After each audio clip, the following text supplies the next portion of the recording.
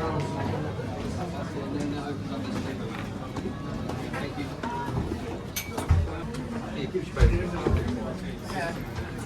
the fate of Crimea, the pill to red pill, the Brighton bombing to the Pennsylvania shooting. I don't know what I'm doing.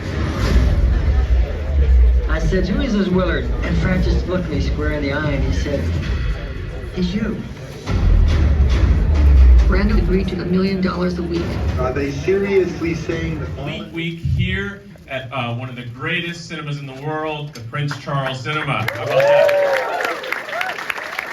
It's incredibly special for me to be here, to be able to be on this stage. We are such a fan of the Prince Charles Cinema. It's our first time ever doing a program outside of the United States. So welcome to Bleak Week and welcome to our very special screening of Alex Garland's Ex Machina. How about that? As I mentioned, I'm with the American Cinematheque. We're a nonprofit film organization that runs kind of like a never-ending film festival across Los Angeles. So we do 1,600 screenings a year. And if you're ever in town, you can come say hello at one of our 3 venues, the Los Feliz 3, the Aero Theater in Santa Monica, or the historic Egyptian Theater on Hollywood Boulevard. You might know us by some of our other film festivals. We just announced yesterday, actually, in July, we're doing our annual 70mm festival with over 30 titles. A lot of those titles on 70mm make it here to the Prince Charles. We also do our annual genre festival called Beyond Fest. Yeah, we got some Beyond Fest fans, that's awesome. But you are here for Bleak Week, which is our 4th year of doing this crazy idea for a film festival. It started in 2022 when we were reopening our venues in LA, coming out of lockdown, and people were saying, you need to show comedies. And we thought, well, what if we just did the exact opposite? And that's really where Bleak Week was born, this chance to kind of experience our collective fears, our collective despair in a room full of people and celebrate great art on the big screen. So it's really special, especially this year as we went across the United States for the first time to 6 other theaters, and of course tonight at the Prince Charles. So I want to thank the entire team here, especially Paul Vickery, who did an amazing job with this 30-plus film lineup. So if we can give all of them a round of applause. Thank you as well to our projectionists and the booth to keep the applause going.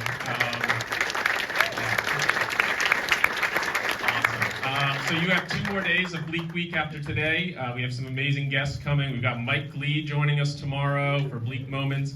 We have Robert Eggers going to close it out with a film he curated on Saturday night. So hope you can make it to all of that. That's plenty from me. We have a special guest, as you know. He will be back for a Q&A immediately following the film. But for now, he will give us an introduction here. Let's welcome the one and only Alex Garland.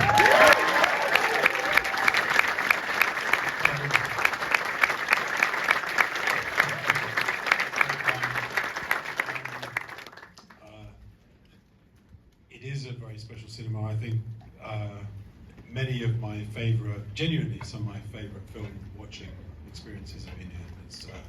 It's very cherished and famously under threat a little bit at the moment, so hopefully that all works out. Also, I honestly didn't know this was Bleak Week. And I think it's because it's sort of got an existential feeling about it, this film, but even though you were trying to counter-program and not have comedies, I sort of saw this as a rather dark comedy when I was writing it, and then everyone took it incredibly seriously.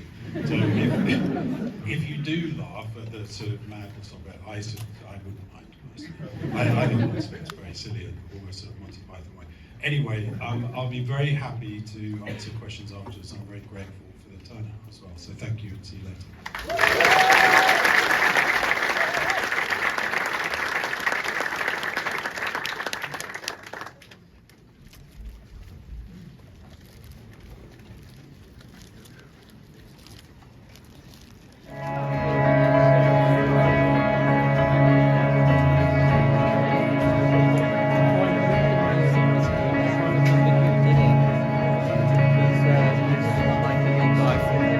My favorite man.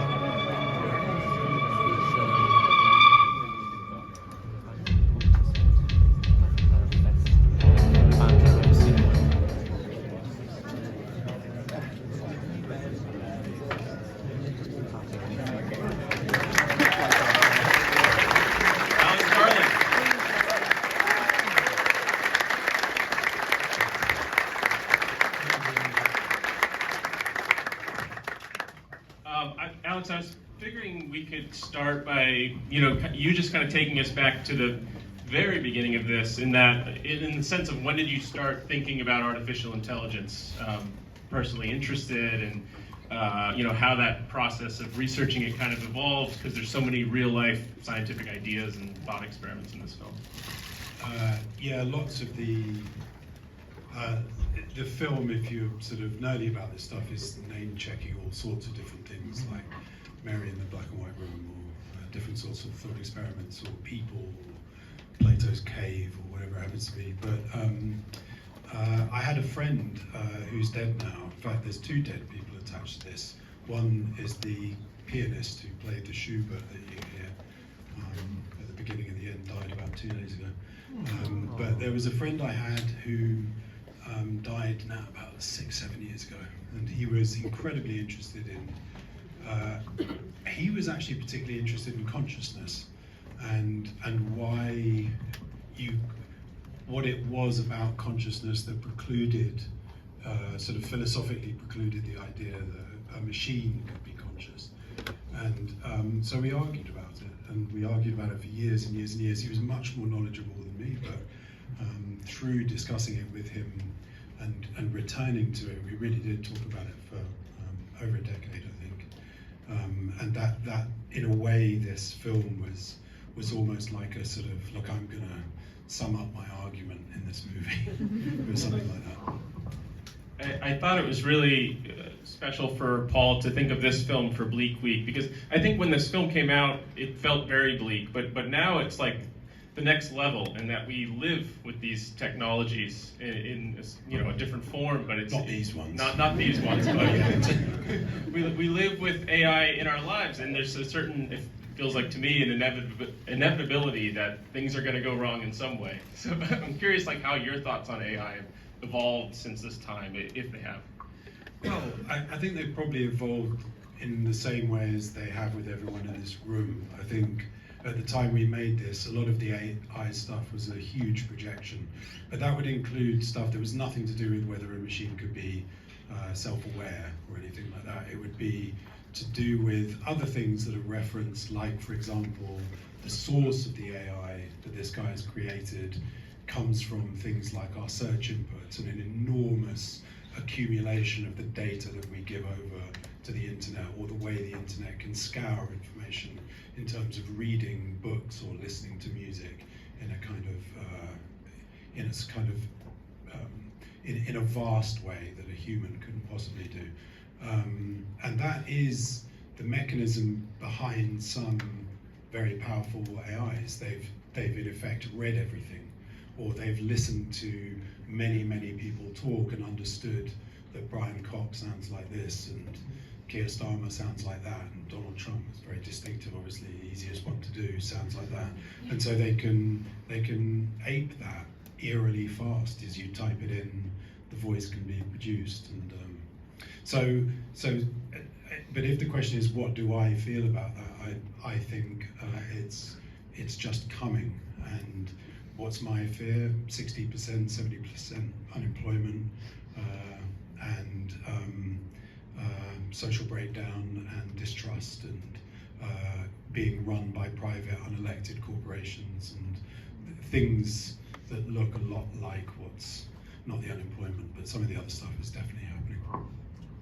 So I want to talk more about your screenplay, which is so thought-provoking. I think it takes the audience to ideas that they would either not known about or have never thought about before. It's so thought-provoking in that way, but at the same time, there's so much tension. It's kind of like a psychological thriller, as you said in your intro. There's a lot of comedy in it as well. How do you was this a challenging screenplay for you to kind of find that balance?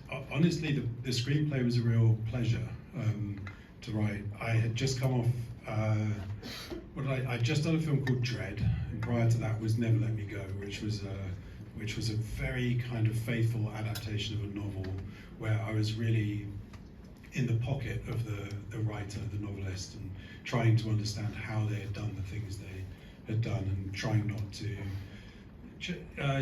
to be unfaithful, I suppose. And then Dread was actually another adaptation, where we couldn't exactly repeat the comic book because we didn't have enough money.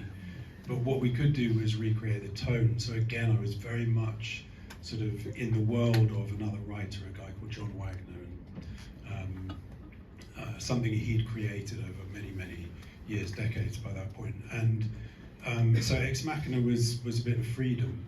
And also, I knew I was writing it to direct. I knew it would be a chamber piece. I knew it would have a very small cast, and it would therefore be very not because of the cast, but because of the context, be very controllable. So it wouldn't be tons of locations and weather dependent. It would be, you could really focus on scenes, and you could focus on framing, and as in camera framing, and be very sort of precise.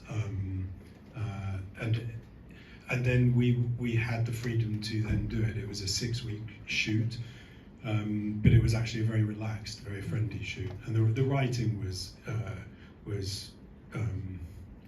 just, I don't know, it was like 2 weeks. It sort of flowed out. I'm curious, like going into it, this being your first film, this time directing, were there any fears in your mind or anxiety in that sense, or at this point in your career were you just ready to direct? Like you had been on several sets. I'd done quite a lot of directing. I sort of done what ghost writing is a commonly known thing. There's particularly in the film industry, you often see long lists of writers' names on a film, but there'll also often be several other writers, some of whom maybe wrote the definitive version of the script who are not credited for some contractual reason or another. Ghost directing also happens. So I'd spent really a lot of time on set. I'd spent even more time in edits. So for me, it was everything about Ex Machina personally felt like freedom from having to work within constraints, whether it was another person's work, which I really loved. I really loved Never Let Me Go, and I loved Dread. But still, it's somebody else's world that you're trying to honour appropriately. So the whole thing just felt like taking the gloves off or something like that. And I'd love to talk about just the visual design of the film, and everything is so cohesive, and it's in one location, but you can kind of picture an entire world surrounding it. And maybe we could start with the actual location. Like, how did the location scouting go, and how did you find? I think it's a real hotel in Norway, right? It was a hotel and it was a house, but they'd both been built by the same architect. So you could, they were geographically very near each other. I think they were like a 15-minute drive or so, in extraordinary landscape. But how did that come around? The way it came about was the true version of how films almost always come about, which is by a conversation that is expanding with a larger and larger group of people. There was one guy who didn't stay on the film to the end, but he had quite a big influence, who I remember said there shouldn't be any, it should be practical lighting, but no direct light sources. So everything should be light bleeding down walls rather than seeing lights for the tonal state. There was someone called Michelle Day who works in the production design department, usually is not credited as a production designer, but has a huge influence on the look of these things. And what Michelle does is, so she's a set decorator, but in the process of thinking how to decorate a set, which involves a lot of character work, what would someone like this tech bro guy, what would he have on his walls? What would he have instructed his buyers to get from Sotheby's, or what would appeal to him, or whatever? In doing that, she would accumulate photos, and out of the photos floated a lot of the set design. So disparate conversations. And Ava's design, I've never seen a robot that looks like her on film. I'm really curious how that comes together, the hand and the feet. Like, where did those ideas come from? Well, there was a sort of twist on a Turing test happening in this film, because traditionally in a Turing test, you are talking to people and they are hidden from you, but they're not all people. And one of them, or two of them, or three of them, whatever it will be an AI. And the question is, via prompts, by written answers, can you establish whether you're talking to a person or a machine? But this was a Turing test where the machine presented itself as a machine. So we knew that initially Ava had to look very clearly like she could only be a robot. And so a lot of that negative space that you see, where you can sort of see inside her in effect, was a product of that, where there can't be a magic trick. You can't do a reveal later that says, no, actually, this is a young woman. She had to be kind of empirically a machine. And then what you had to do was so this young man, and in a way, the audience is given a task, establish whether this machine has an interior life or not. And then the trick is, on the audience, it would depend, but on the young man, at least, on Donald Gleason's character, as soon as she starts looking like a young woman, he immediately stops asking that question and starts figuring out how to save her, essentially, and sort of recategorizes her in a complicated way. And so that also meant that when she put clothes on, the robot would then disappear. So that means the face and the head, as long as it's covered with a wig and so on, that suddenly the machine would disappear. So to some extent, her design was defined by story points. Were the visual effects hard to achieve, and like working with the budget, and Well, not for me, because I didn't have to do them. There was a guy called Andrew Whitehurst. Back then he worked at DNEG, he now works at ILM, and he ran the VFX. I worked with him many times since then on Annihilation and Devs, and hopefully we're about to work together with that actually. And what Andrew did, which was very helpful, is the whole thing about the budgets of films is strange, because if you say a low budget film, and obviously it's an enormous amount of money, but it's a comparative state. So this was 14 million, which sort of counts as a low budget film. But what we wanted was that in the visual effects department, as it were, Ava could walk off this film and into a Star Wars film, and nobody would bump. Like, it would stand up to that very, very high level of VFX that you see in those very big budget films. And Andrew understood that was the challenge, and he said, look, you'll make our life easier if you do this and this. One thing he said is, very quickly when he saw the way the set was being designed with the lighting I was talking about, the rather sort of soft lighting and the practical lighting, but really rather beautiful sets as well. He said, just forget about green screen. Just we'll rotor around it, we'll figure it out, we'll take plates, just don't think about that stuff, just shoot it. Immensely helpful on a low budget film to have someone who is able to reach that level and understand everything that was sort of hoped for, all of the ambition. And he for his work and his team's work, it's not just him obviously, but he won an Oscar for that, and against films like Star Wars, which was a real achievement on a low budget British film. I mean, it's so clear you're just surrounded by some amazing collaborators in this one. Quite, yeah. Especially the cast. I mean, so how did the casting come together for you? Because there's essentially 4 main roles, and they all just seem so lived into their parts. Yeah, they came from different places. Many of my answers it will be, well, there was some people who had some great ideas. Actually, in terms of the cast, the producer, Alon, who's at the back corner, I sort of looked out for you, he's just there. Alon had seen Oscar Isaac in something, and I think you'd seen Alicia Vikander in that Danish movie. No, I think she did Anna Karenina. No, it wasn't Anna Karenina. It wasn't. It was with Mads Mikkelsen, like a royal affair. Yeah. Okay. It was a royal affair. And he said you really need to check these people out. We met them. They were were terrific. And Donal, I'd worked with him twice before, once on Dread and once on Never Let Me Go, so we'd worked very closely before. Curious what kind of conversations you had with Oscar Isaac. His character is, he's kind of like the mad scientist slash tech bro, but his performance is so nuanced and specific. Well, he's a fantastic actor. We had a lot of conversations. We talked through every line. I remember Oscar was concerned, as actors are often concerned about this particular thing. It will sound. What might it sound? It might sort of sound narcissistic or needy or something like that. He was concerned about the likability of the character because in some ways he's so irritating and he's so kind of boorish and bullying. He's a bully as well.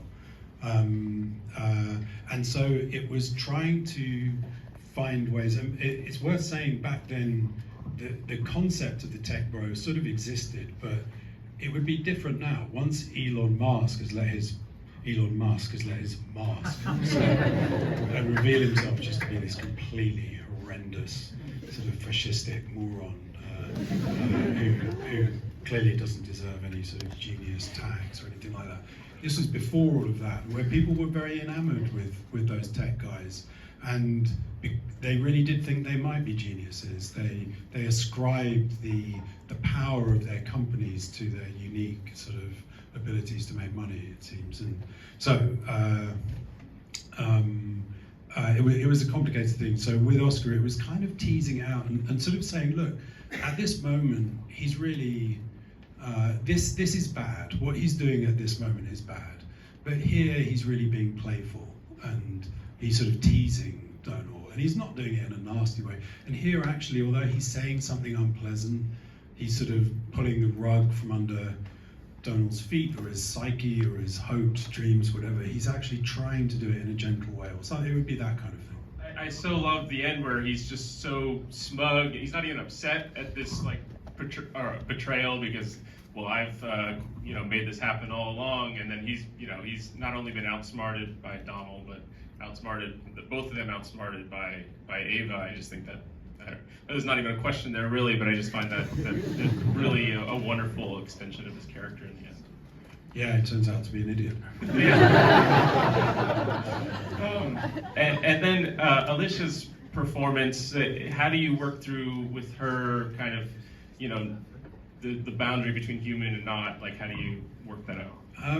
So what I'm going to say here is really going to apply to everyone. So I did have those conversations with Oscar, but it's misleading. I think one of the things I read often if I'm reading film criticism or reviews or something is the kind of thing I will say is the director gets this fantastic performance out of such and such an actor, and this is not me sort of being self-deprecating or cute or anything like that. I did not get these performances out of them at all.